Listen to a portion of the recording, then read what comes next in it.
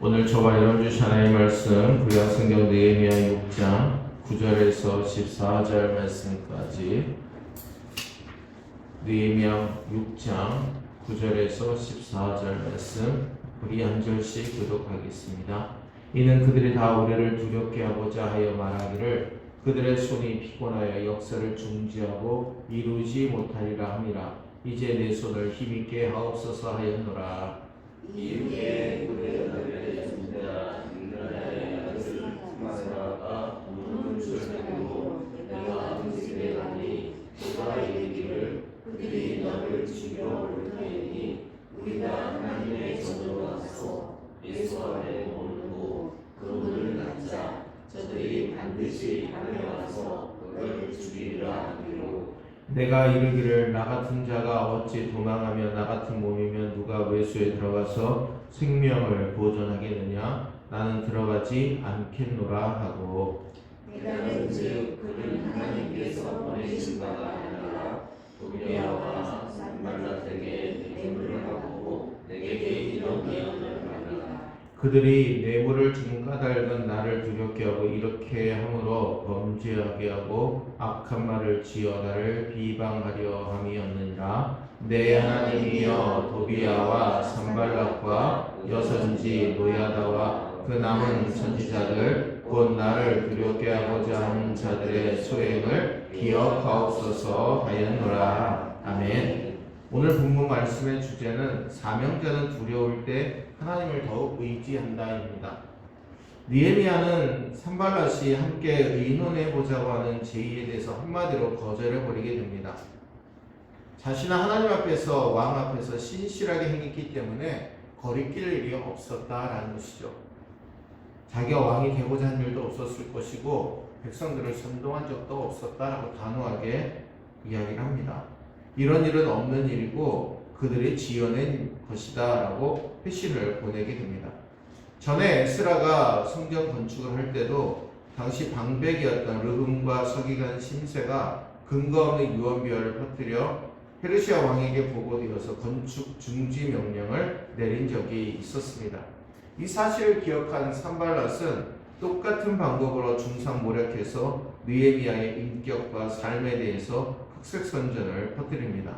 오늘 9절 말씀에 이는 그들이 다 우리를 두렵게 하고자 하여 말하기를 그들의 손이 피곤하여 역사를 중지하고 이루지 못하리라 함이라. 이제 내 손을 힘있게 하옵소서 하였노라. 아멘.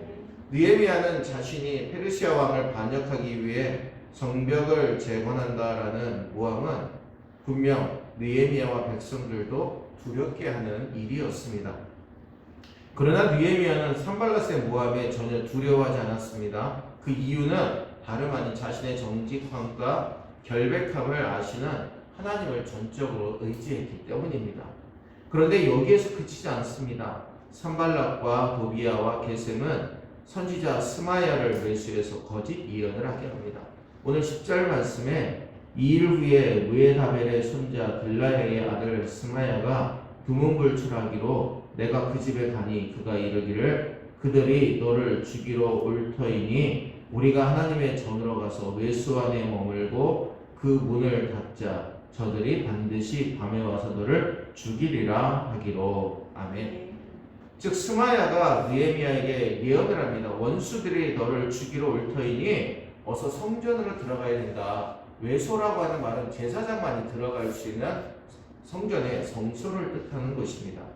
즉, 야 너가 빨리 나와 함께 성전에 들어가서 머물러 있어야지. 그리고 제사장만이 들어갈 수 있는 곳에 머물러 있어야지 저들이 와도 너를 해하지 못할 것이다 라고 겁을 줍니다. 근데 여기에는 이 느헤미야를 범죄하게 만드는 그러한 계략이 숨어 있습니다. 왜냐하면 제사장만이 들어갈 수 있는 성소에 들어간다라는 것은 느헤미야에게 죄를 짓게 하는 일이었기 때문입니다. 그런데 느헤미야도 이것도 거절합니다. 이런 상황 속에 느헤미야가 얼마나 두려움을 느꼈겠습니까? 11절에 내가 이르기를 나 같은 자가 어찌 도망하며 나 같은 몸이면 누가 외수에 들어가서 생명을 보존하겠느냐. 나는 들어가지 않겠노라 하고. 아멘. 하지만 이런 상황에서도 하나님만을 의지하는 느헤미야에게 하나님께서 깨닫게 하십니다. 12절에 깨달은즉 그는 하나님께서 보내신 바가 아니라 도비야와 산발랏에게 뇌물을 받고 내게 이런 예언을 합니다. 아멘. 보통 사람 같으면 그 이야기를 듣고 야 나를 살리려고 자기가 거하고 있는 성수에 들어가고까지 자신이 관리하고 있는 성수에 들어가서 생명을 구원해 주겠다고 하니까 얼마나 고마움을 여길 수 있겠습니까? 느낄 수 있겠습니까? 그런데도 느헤미야는 하나님 앞에 기도했다라는 것이죠. 그리고 하나님께서 느헤미야에게 깨닫게 하십니다. 스마야는 하나님께서 보내시고 하나님의 능력으로 예언하는 것이 아니라 도비야와 산발랏에게 뇌물을 받고 거짓 예언을 하고 있음을 하나님이 느헤미야에게 깨닫게 하셨다라는 겁니다. 오늘 본문에 보면 두려움이라는 단어가 계속 반복됩니다. 9절에 두렵게, 13절에 나를 두렵게 하려고, 14절에 나를 두렵게 하고자 한. 이처럼 사단은 계속해서 두려움을 주고 그 두려움 때문에 판단력을 잃게 만들려고 공격합니다. 근데 느헤미야는 하나님을 의지함으로 영적 분별력을 잃지 않습니다. 왜냐하면 성전에서 머물고 자신의 직무를 감당할 수 있는 자는 오직 제사장뿐이기 때문에 느헤미야는 스마야의 제의를 단호하게 거절했기 때문입니다. 그러나 느헤미야는 두려움 앞에서 이렇게 반응합니다. 9절에 이제 내 손을 힘있게 하옵소서. 14절에서도 느헤미야는 자신을 두렵게 하는 사람들의 이름을 주께 구하고 그들의 소행을 기억하옵소서라고 하나님 앞에 기도하고 있습니다. 지금 느헤미야는 유다 총독으로 왔습니다. 얼마든지 자신의 그 신분의 능력으로 권력으로 자신을 의미하는 자들을 단호하게 처단할 수 있습니다. 그런데 사람에게 호소하는 것이 아니라 하나님 앞에 호소했다라는 것이죠. 그래서 사명되는 두려울 때 하나님을 더욱더 의지하게 된다라는 말씀이 오늘 본문 말씀에서 우리에게 주어지는 영적인 진리이기 때문입니다. 성도 여러분, 오늘 성경은 우리에게 분명하게 말씀합니다. 사명자는 두려울 때 하나님을 더욱 의지하게 된다라는 것이죠. 느헤미야는 기도의 사람이었습니다. 아닥사스다 왕이 통치하는 수상궁에서도 자신의 조국이 불타고 성벽이 무너지고 백성들이 이리저리 유린당하고 포로로 붙들려갔다는 소리를 듣고 그는 하나님 앞에 회개하면서 기도하죠. 죄를 자복합니다. 우리의 조상들이 죄를 지었습니다. 나도 죄를 지었습니다. 하나님 회개합니다. 용서하여 주옵소서. 그러나 우리 이스라엘을 회복시켜 주옵소서라고 간절하게 기도하고 있습니다. 하나님을 의지하지 않는다면 기도할 수 없죠. 오늘 우리의 삶 속에서 가장 많이 듣는 단어 가운데 하나가 불안과 두려움, 스트레스입니다. 철학자 키에르 케고르는 두려움을 두 가지 종류로 분류했습니다. 첫 번째는 대상이 있는 두려움을 공포라고 이야기를 합니다. 갑자기 강도가 칼을 들고 집에 침입했을 때 느끼는 감정은 그 대상 때문에 공포감을 느끼게 되는 겁니다. 두 번째로 대상이 없는 두려움입니다. 막연하게 미래에 대해서 불안하고 우울하고 마음속에 깊은 공허감을 느끼는 것이 대상이 없는 두려움입니다. 어쩌면 우리가 살아가는 이 세상은 대상이 있는 두려움보다 대상이 없는 두려움, 미래에 대한 두려움과 불안이 우리를 고통 속으로 몰고 감을 우리는 발견하게 됩니다. 우리에게 불안과 그런데 두려움이 있는 것은 결국 믿음의 문제입니다. 하나님을 신뢰하지 못하기 때문이죠. 하나님께서 주시겠다라고 하는 약속을 믿지 못하면 결국 우리는 두렵고 불안하게 된다는 겁니다. 여러분, 느헤미야가 얼마나 많은 두려움을 느꼈겠습니까? 산발랏과 도비야와 게셈이 그를 불러냈을 때도 두려워했을 겁니다. 근데 그에게는 담대한 믿음이 있었죠. 하나님께서 내 정직함과 결백함을 아신다라는 믿음이 그에게 충만했기 때문에 단호하게 거절할 수 있었습니다. 이것은 사단이 농간을 부리고 성벽에 문짝만 달면, 지금 이제 성문에 문짝만 달면 모든 역사가 끝나는데 하나님의 역사를 무너뜨리려고 하는 사단의 괴계임을 느헤미야는 분명히 깨닫고 단호하게 끊어낼 수 있었다라는 겁니다. 모든 사람에게는 두려움이 찾아옵니다. 그러나 어떻게 극복하느냐 하는 것이 더욱 중요합니다. 시편 3편 5절과 6절에 내가 누워 자고 깨었으니 여호와께서 나를 붙드심이로다. 천만인이 나를 애워싸 진친다 하여도 나는 두려워하지 아니하리이다. 아멘. 시편 3편은 다윗이 압살롬의 반역으로 인해 신발을 신을 틈도 없이 황급하게 왕궁을 도망쳐 나오면서 자신을 추격해오는 대적들을 생각합니다. 수많은 두려움과 공포를 그는 느끼게 되는 것이죠. 자신의 생명이 경각에 달려 있습니다.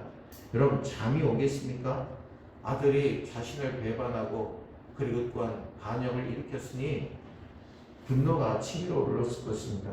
그런데 오늘 본문에서 평안히 누워 자고 깨었다라고 말씀합니다. 하나님께서 자신을 붙들고 계신다라는 믿음과 확신을 가졌기 때문에 가능한 일이었습니다. 다윗은 살아계신 하나님을 두려움 가운데서도 의지하고 신뢰했기 때문에 마음의 쉼과 평안을 얻게 된 것입니다. 사랑하는 우리 새벽교 여러분들, 우리의 삶에도 모습을 보게 될 때 우리는 미약하고 또한 나약해 보이는 모습을 가지고 살아갑니다.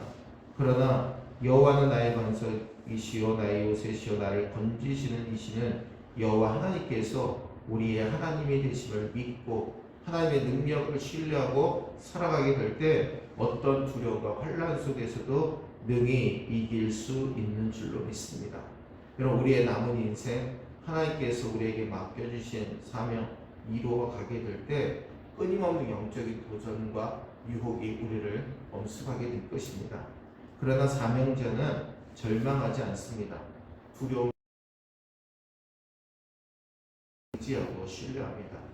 느헤미야만이 그런 것이 아니라 오늘 이 시대를 살아가는 하나님의 백성인 우리들도 느헤미야가 만났던 하나님, 우리의 하나님으로 믿고 그리고 그 하나님을 의지함으로 말미암아 날마다 영적 전쟁 가운데 승리하시는 저와 여러분들 되시기를 주의 이름으로 축원합니다. 기도하겠습니다. 은혜로우신 주님, 가시나무 가운데서 가시의 기운을